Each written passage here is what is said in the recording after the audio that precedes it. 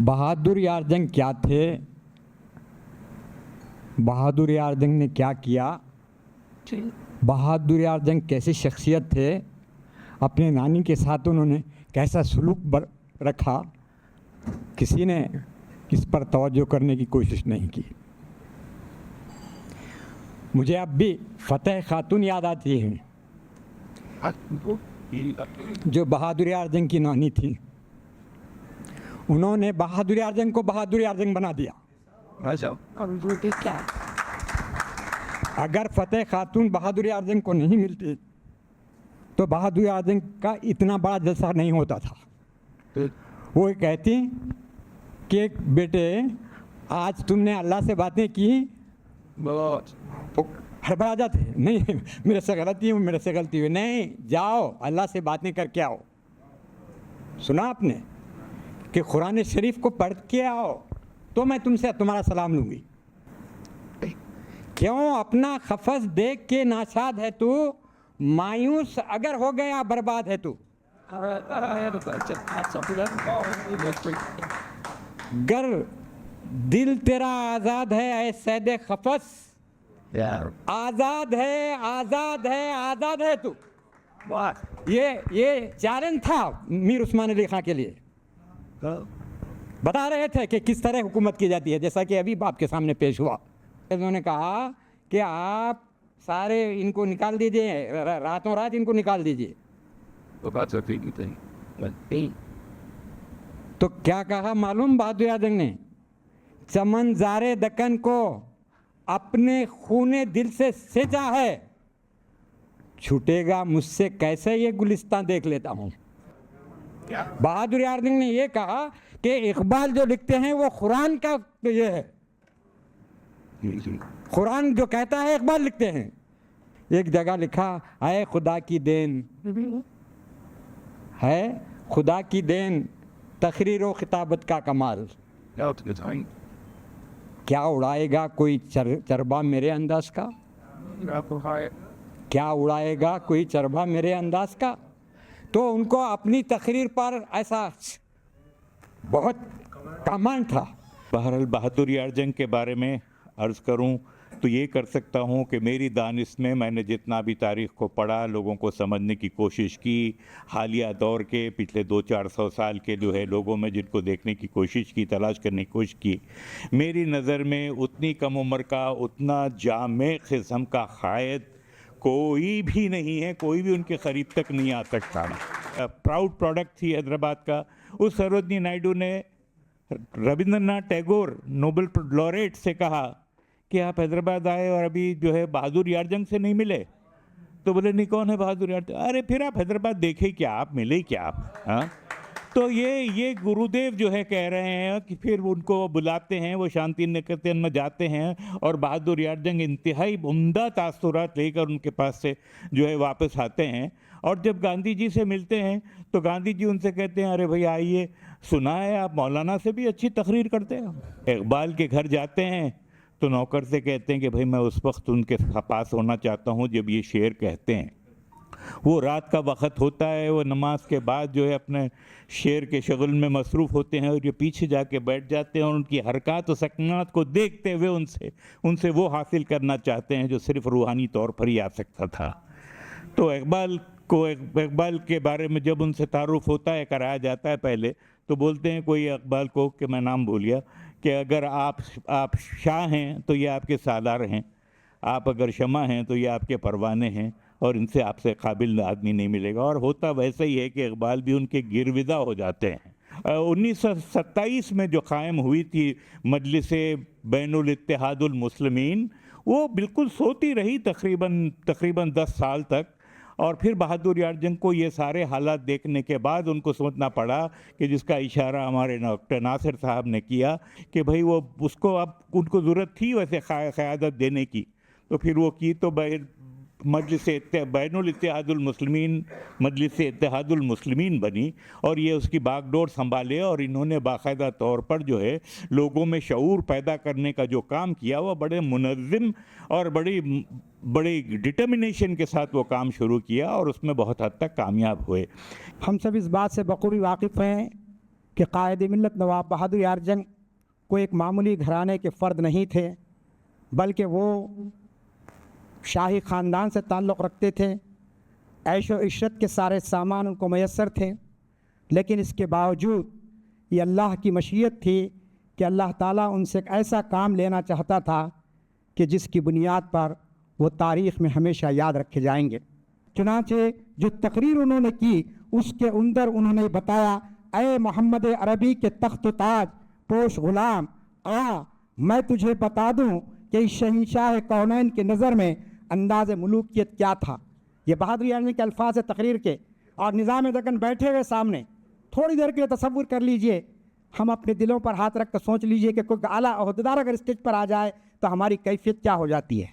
کوئی ذمہ دار اگر آ جائے تو کہتے ہیں کہ اے محمد عربی کے تخت تاج پوش غلام، میں تجھے بتا دوں کہ شہنشاہ کونین کی نظر میں انداز ملوکیت کیا تھا۔ اور اس کے بعد انہوں نے کہا کہ وہ ساری تفصیل اسلام کے اصول حکمران پر وہ تقریر کی کہ نظام دکن آصف سابق کے آنکھوں سے آنسو جاری ہو گئے۔ تقریر کا اتنا بڑا اثر ہوا کہ مورخ لکھتا ہے کہ ان کی آنکھوں سے آنسو جاری ہو گئے، اور کچھ دن نہیں گزرے کہ نظام دکن نے کہا کہ بہادر خان، ہماری طرف سے ہم آپ کو بہادر یار جنگ کا خطاب دیتے ہیں۔ یہ حق گوئی اور بے باکی کا ایک دنیاوی انعام ہے۔ میں یہ کمپیئر کرنا چاہ رہا ہوں آپ کو کہ اگر وہ اس موقع پر وہ اگر نظام دکن کی تعریف و توصیف میں لگ جاتے تو لازمی چیز ہے کہ بہادر یار جنگ کو خطاب نہیں ملتا تھا ان کو، لیکن اللہ تعالیٰ کی دربار میں تو جو بھی ہوا، لیکن دنیا کا حکمران کا بھی دل اتنا پسیج گیا کہ اس نے کہا کہ واقعی یہ شخص ہے جو ہماری سلطنت کے اندر ہم کو یہ بتا رہا ہے کہ ہماری حکمرانی کے انداز کیسے ہونی چاہیے۔ کہ ایک دوسرا واقعہ جس کی طرف میں آپ کی توجہ چاہتا ہوں وہ یہ ہے کہ بہادر یار جنگ محض ایک سیاستدان نہیں تھے۔ انہوں نے اگرچہ کہ مجلس اتحاد المسلمین کی جو ہے نا ذمہ داری کو نبھایا، اور کس طریقے سے نبھایا وہ ہم آپ کے سامنے موجود ہے، اور اس جماعت کے لیے کیا اصول انہوں نے مرتب کیے تھے، تو معلوم یہ ہوتا ہے کہ جو کچھ خلافت کا نظام تھا اس خلافت کے نظام کو وہ خواب دیکھ رہے تھے۔ ان کا مقصد انسانوں پر انسانوں کی غلامی قائم کرنا نہیں تھا۔ چنانچہ آپ جانتے ہیں کہ مورخین لکھتے ہیں کہ نظام دکن تو اپنی بادشاہت کو بچانے کے لیے تھے، لیکن بہادر یار جنگ یہ چاہتے تھے کہ ایک ایسی مملکت قائم ہو۔ محبوب نگر میں انہوں نے 28 مئی 1940 کو ایک تقریر کی ہے۔ اس تقریر کے 2 جملے میں رکھتا ہوں، میں چاہتا ہوں کہ حیدرآباد یعنی ریاست حیدرآباد کے گوشے گوشے میں میری آواز پہنچ جائے اور مسلمان اپنے مستقبل کی تعمیر کے لیے متحد ہو جائے۔ آگے کا جملہ دیکھیے، مجلس کی منزل مقصود ایک وسیع تر، آزاد اور مکمل خود مختار اسلامی اور خالص اسلامی سلطنت کا وجود ہے۔ یہ ان کا مقصد تھا۔ ایسے قائد کے بارے میں کچھ بولنا چاہ رہا ہوں جو عاشق رسول تھے، اس لیے میرا ان سے بچپنے سے گھر میں ان کے تعلق سے سنتے ہوئے میرے کو ایک دلی محبت ہے، ان سے ایک لگاؤ ہے۔ سامعین کرام، یہ ہم سب کے لیے باعث صد افتخار ہے کہ ہم ایک ایسی ہستی کی یاد منانے کے لیے جمع ہیں جو ملت اسلامیہ کی وحدت کو اپنا مقصد حیات بنایا تھا، جو معمر قوم تھا، جو اپنی زندگی کو ملت اسلامیہ کے لیے وقف کیا تھا، جو پیغام حق کا مغلب تھا، جو خادم قوم تھا۔ یہ گونا گو قابلیت رکھنے والی شخصیت 5 مارچ 1905 کو اس دنیا میں رونق افروز ہوتی ہے۔ ماں باپ نے محمد بہادر خان نام دیا، شمع محمدی کے پروانوں نے قائد ملت لسان الامت کہا، بادشاہ وقت نے بہادر یار جنگ کے خطاب سے نوازا۔ بہادر یار جنگ نام ہے ایک انقلابی انسان کا، ایک مرد مومن کا، ایک اور نانی جو ہے ایسی پرورش کرے، ان کو بھی نوٹ قید سکھا رہے، ان کو کشتی سکھا رہے لفتی علی پہلوان کے پاس، ان کو تیلگو سکھا رہی، ان کو جو ہے علامہ شمسی کے پاس بھیجا کے، انہوں ٹائم نہیں ہے، وہ تو صبح 4 بجے رات کو جو ہے ان کو بھیجا کے ان کی تعلیم عربی فارسی کی دے رہے۔ مولانا سعادت اللہ خان صاحب کے پاس ان کو جو ہے تو ہو رہے، انگریزی کے استاد کو رکھ رہے، اور ان کے 18 سال میں ان کے والد کا انتقال ہو جاتا ہے۔ وہ میٹرک بھی کمپلیٹ نہیں کرتے۔ بچپنے میں جب ان کو داڑھی آئی تو لوگ جو ہے آپ نواب ہے داڑھی اڑی کیوں رکھ رہی، दाढ़ी मुड़ा दीजिए बोलते, तो उन्होंने बोलते शेरों को दाढ़ी रहती है, कुत्तों को दाढ़ी नहीं रहती। जो है इस तरीके से अपने जो है उस पर आज़म रहे और अपनी ज़िंदगी जो है बढ़ती चले गई। और 21 साल की उम्र में वो जो है कौम महदविया के अंजुमन के सदर बनते हैं। मामूली बात है, 21 ईयर्स का बच्चा और जो है सदर बनना। मेरे दिल में इश्क नबी की आग लगाने वाली शख्सियत नवाब बहादुर यार जंग है, जिसकी वजह से मैं यहाँ ठहरा हूँ। जिनके हालात और जिनकी ज़िंदगी और जिनका दिल में जो कौम का दर्द था वो मैंने महसूस किया। नवाब बहादुर यार जंग जब 18 साल की उम्र में जब वो इंटरमीडिएट किया उन्होंने, उनकी जुस्तोजी, उनकी मेहनत, उनका ये अंदाज़ा लगाइए आप कि आप 31 साल की उम्र में 8 साल के बाद जब मिस्र और अरब के दौरे पे जाते हैं, तो मिस्र में जब आप अरबी देखते हैं, आपकी तकरीर पहले आप उर्दू में लिखते हो, 4 दिन तक अरबी दांग को बिठा के अरबी सीखते हैं, अरबी में फसावत और बलागत के साथ जब आप तकरीर करते हैं, तो लोग बोलते हैं कि तो ये तो आदमी अरब पकड़ रही है, इतनी अरबी कैसा बोल रहा है ये। 4 दिन की, सिर्फ 4 दिन की मशक्क़त मेहनत के बाद आप उर्दू में तकरीर लिखिए, उसके बाद उसको अरबी में ट्रांसलेट किया, अरबी में आपने उसको प्रैक्टिस की और अरबी में तकरीर की आपने 4 दिन के अंदर। तो वो मेयार था आपका कि जो है ना आपकी जो तेज़ी थी सीखने की और लोगों को बताने की, लोगों को तक पहुंचाने की अपने दीन और इल्म को, तो ये सब चीज़ें जो है ना एक आम और मामूली आदमी में नहीं हो सकती। कायद मिल्लत की ज़िंदगी का तमाम तर हिस्सा दियानत और दीनदारी पर गुजरा। और दीनदारी क्या थी और दियानत क्या थी कि उनके इंतकाल के बाद अमजद हैदराबादी ख्वाब में देखते हैं कि एक टेले पर हज़रत मोहम्मद मुस्तफ़ा सल्लल्लाहु अलैहि वसल्लम खड़े हुए हैं और एक तरफ आपके सीधे हाथ की तरफ हज़रत सैयदना अबू बकर सिद्दीक़ रज़ी अल्लाह ताला अन्हु हैं, फिर बाएं तरफ हज़रत सैयदना उमर फ़ारूक रज़ी अल्लाह ताला अन्हु खड़े हैं। और इतने में एक नमाज जनाजा सामने से जाता है, तो ये साहबा पूछते या रसूलुल्लाह सल्लल्लाहु अलैहि वसल्लम ये किसका जनाजा है? तो हुज़ूर नबी करम सल्लल्लाहु अलैहि वसल्लम की ज़बान मुबारक से कहा है ये मेरे बहादुर खां का जनाजा है। क्या शख्सियत थी! दक्कन की वो सरज़मीन है जिसने बहादुरियन जैसा ख़तीब पैदा किया। वहाँ मेरी ज़बान कुछ कहते थे लड़खड़ाती। कौन बोल रहे हैं? अब्बुल हसन सिंह नदवी कह रहे हैं कि दक्कन की वो सरज़मीन है जैसा कायद मिल्लत जैसी शख्सियत पढ़ाई। और हाल ही के मशहूर आलमी दीन हमारे मौलाना रिज़वानुल क़ासिमी फरमाते हैं, मशहूर ज़माने सरंगेज़ ख़तीब और रियाज़ रसूलुल्लाह का चहकता हुआ बुलबुल नवाब बहादुर यार जंग भी इसी ख़त्े यानी हैदराबाद से पूरी उम्मत के लिए इत्तेहाद और मोहब्बत का पैगाम अपने ख़ास सुर और ले के साथ देते रहे हैं। कि यहाँ काफ़ी गुफ्तगू उस सब्जेक्ट पे हो चुकी है, लेकिन whatever we talk, whatever we speak, whatever we discuss, if it is not practicable, it is useless.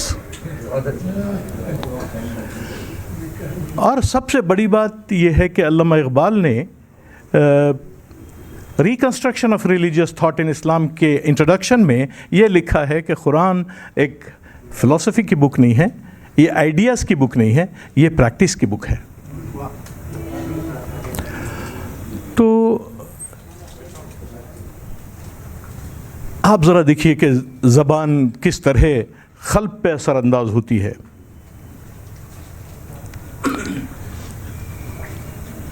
कि खनकिए आब रवां, शादाब मुरग़्ज़ार, बर्फ़पोश पहाड़, गुनगुनाते हुए चश्मे, मचलती हुई आबशारें, इस सरज़मीन में पैदा होने वाला एक शख्स बहादुर यार जंग।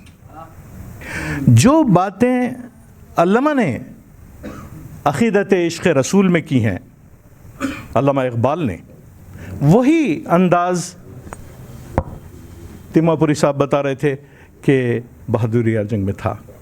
आप गिने में वो शय होती है जो जन्नत में भी दस्तयाब नहीं है।